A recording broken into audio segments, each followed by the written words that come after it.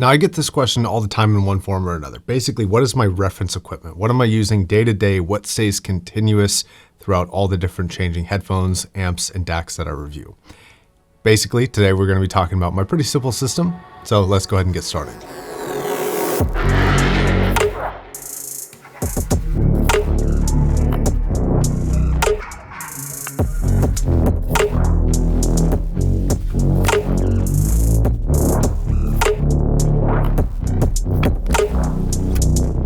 So this is it. This is the main setup. Now let's break this down into three main areas and I'll show you how they all link together. So we have the DAC and the amp, the speakers, and the headphones, of course. I also want to run over some pros and some cons of the system and areas that you can save some money along the way if you were to purchase this yourself. Now the latest addition is these Genelec mini monitors. And if you haven't heard of Genelec, you must not spend a whole lot of time looking at studio equipment. Genelec is a Finnish studio monitor company that makes some of the best monitors on the planet, and this is their cheapest and smallest speaker. But I'm not using these as any form of reference, as much as I am just a really small speaker that sounds good, and for that, these work wonderfully. Now, I'll be real here, I don't consider these to be good studio monitors. They have a pretty steep bass roll-off and really don't provide the dynamic range that proper studio monitors do.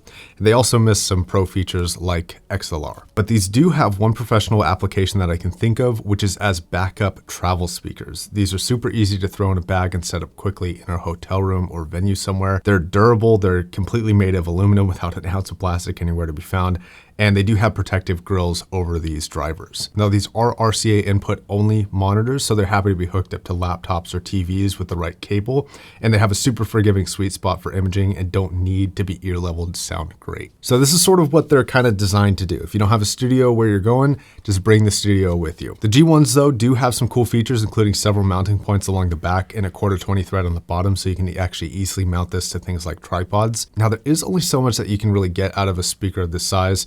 Genelec has done the best job that I've seen, making it in such a dense housing and with some pretty excellent tuning. And you can get quite a bit of presence from this little speaker, but again, as the classic saying goes, there's no replacement for displacement. Now I use these for internet browsing, gaming, and basically a lightweight edit workflow of editing my own videos.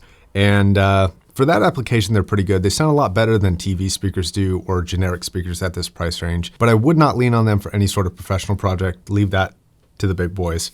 I would get the bigger ones, but right now I need the space, so the small ones are kind of the ones that I went for. Now the price is about $350 a piece, and they're sold as pieces, not as pairs. So they're pretty expensive at $700 total. There is another company, iLoud, who's making similarly sized monitors that do sound pretty good as well. For about half the price, at $350, they're sold as a pair.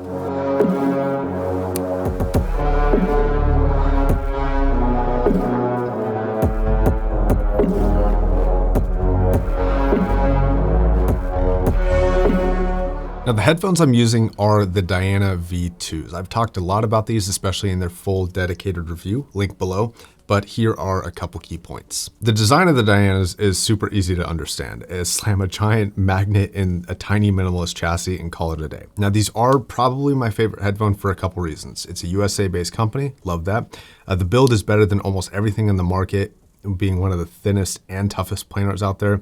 And above all, the sound is like God tier. It's awesome. This does have a heavy focus on mid-range, but it does have a glittery and transient treble response. But it is a little bit lighter on bass than some of the competition.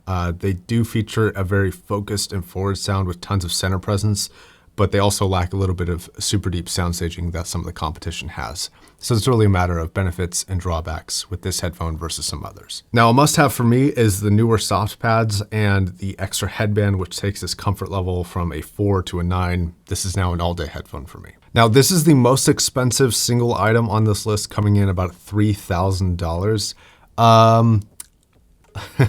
You need to be a pretty hardcore headphone nerd to consider something like this. A cheaper alternative would be a Focal Lex for about $600 or an LCX for about $1,200. Those are going to get you really far for headphone sound quality without spending a crazy amount on headphones. But if you are looking at something in this price range, I would consider the V2. It's really good. Now, if you've been around the channel, you definitely recognize the Topping A90. I have been using and loving this amplifier. It's a balanced amplifier with tons of power, ultra clean specs, and a feature set that works perfectly for me. Things like there's a physical switch on the front to go from a headphone output to a speaker output, so the Genelecs are plugged into that.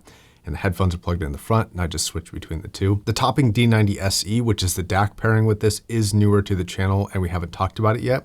So I'll break this DAC down a little bit. If you believe in measurements, this is one of the best DACs ever made, and just about the best DAC at the price. This has an ES9038 Sabre DAC chip in it, and it provides a completely sterilized version of the sound for the amp to play with. So some pros and some cons of this system. This is exactly neutral. This is what neutrality sounds like. There is no questioning that.